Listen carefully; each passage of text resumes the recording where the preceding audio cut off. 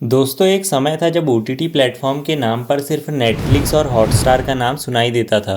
पर streaming platforms को आज के समय में टक्कर देने वाला एकमात्र ऐप जियो सिनेमा है, जिसको रिलायंस इंडस्ट्री द्वारा लॉन्च किया गया है। और जियो सिनेमा ने ओवरऑल 50% ओटीटी मार्केट को कवर कर लिया है, वो भी इतने कम समय में। जियो सिनेमा के इतने जल्दी सक्सेस और पॉपुलैरिटी गेन करने के पीछे क्या रीजंस हैं, आइए इस वीडियो में जानते हैं।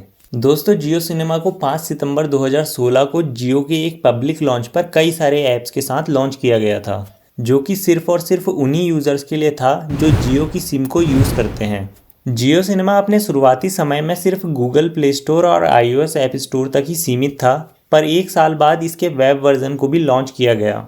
जियो यूज़र्स से अच्छा रिस्पांस ना आने पर अप्रैल साल 2022 में वाईकॉम 18 और जियो की पेरेंट कंपनी रिलायंस इंडस्ट्री के बीच हुई बातचीत में एक अनाउंसमेंट की गई, जिसमें बताया गया कि डिज्नी एशिया पैसिफिक के पूर्व अध्यक्ष उदय शंकर और 21वीं सदी फॉक्स के पूर्व सीईओ जेम्स मार्डोक द्वारा स्टार्ट किए गए वेंचर बोधी ट्री द्वारा स्ट्रीमिंग प्लेटफॉर्म जियो सिनेमा में इन्वेस्ट किया जाएगा। डील के अकॉर्डिंग जियो सिनेमा को वाईकॉम 18 के अंडर लाया गया और सितंबर 2022 में कंपटीशन कमीशन ऑफ इंडिया के द्वारा इस ट्रांजैक्शन को मंजूरी दे दी गई, जो कि अप्रैल 2023 में कंप्लीट हुआ।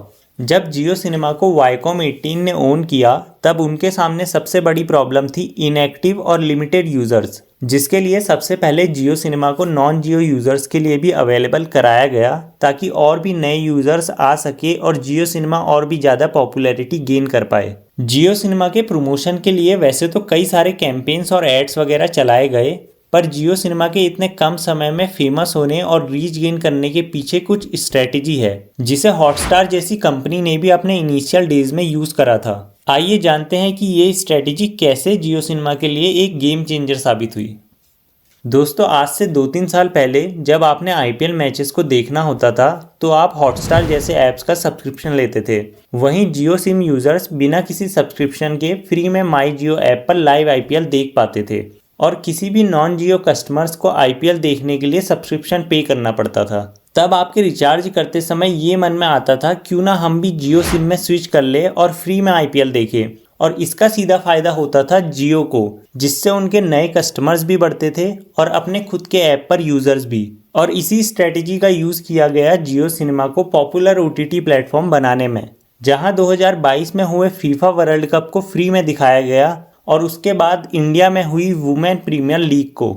जियो सिनेमा के और कंज्यूमर्स अट्रैक्ट होने लगे और लगभग 50% नॉन जियो यूज़र्स ने जियो सिनेमा को इंस्टॉल किया और फ्री में ओटीटी एंड लाइव स्पोर्ट्स को एंजॉय किया।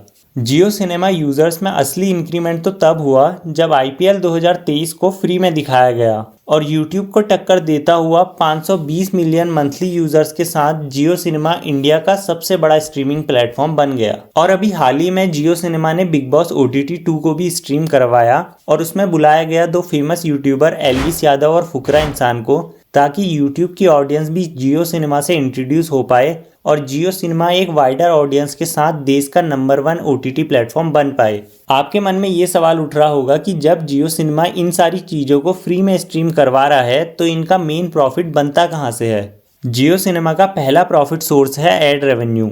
जब एक वाइडर ऑडियंस एक ही स्ट्रीमिंग ऐप से कंटेंट को कंज्यूम करती है, तब कंपनी भी ऐड वालों से अपने प्लेटफॉर्म में ऐड दिखाने के लिए मोटा पैसा लेती है। वहीं दूसरा मेन प्रॉफिट सोर्स है सब्सक्रिप्शन। ऑडियंस को एक जगह लाने का काम तो फ्री में स्ट्रीम करके हो जाता है, पर यूज़र्स की आदत लग जाने पर हॉलीवुड मूवीज़ और वेब सीरीज़ के लिए सब्सक्रिप्शन मांगा जाता है। क्योंकि जियो के सब्सक्रिप्शन ज़्यादा महंगे नहीं होते हैं, तो ज़्यादा से ज़्यादा यूज़र्स इस प्रीमियम सब्सक्रिप्शन को ले लेते हैं।